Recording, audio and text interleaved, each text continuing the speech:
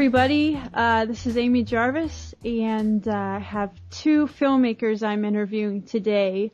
I like to call them the brothers Bolzman. We have Andrew Bolzman and Philip Bolzman on, and they work with Golden Vision Films, and we're just going to find out what they're doing in the film industry.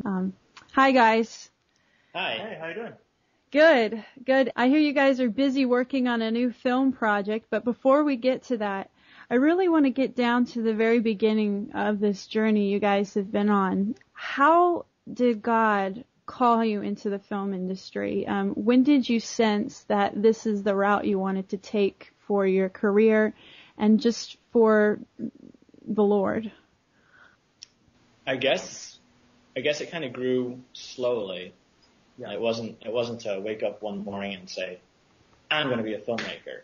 I think my interest was probably originally piqued through watching Lord of the Rings and then watching the appendices that they had for those and all the behind the scenes stuff and looking at the immense amount of work and positions that were available on a movie like that. That was not the defining moment, of course, but that was something that just rose my awareness a little bit for what the film industry could possibly have to offer. Then through high school, we made Lego movies. We played around with some special effects and lightsabers in the backyard, and they were pretty epic. They were because you can get with Windows Movie Maker. Oh yeah.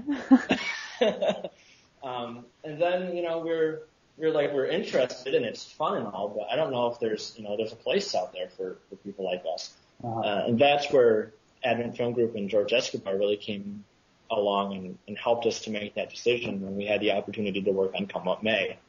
We went out there in summer of 2007, I believe it was. We were 19 and 17 at the time, and we just absolutely loved the experience. And, we pretty much both looked at each other after that was over and said, this is something that we could enjoy doing for the rest of our lives. And since then, it's just sort of grown.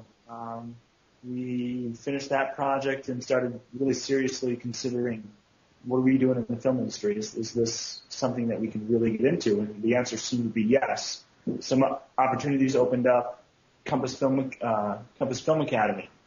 We got in contact with them, started checking out their website, started checking out their information. They're here in Michigan where we live, and it seemed to be a really good fit. So we applied, got accepted, and went to them for a year. It was hardcore film training for a year. A lot of film projects, a lot of training, story producing, writing. And from there it's grown into a couple of other films we worked on. We worked with Advent Film Group again on their second film, Hero. We've also worked on another film from a production company here in Michigan. Worked on that film, and now here we are producing our own. So how did you hear about not only Advent Film Group but Compass? How did you get connected with those groups?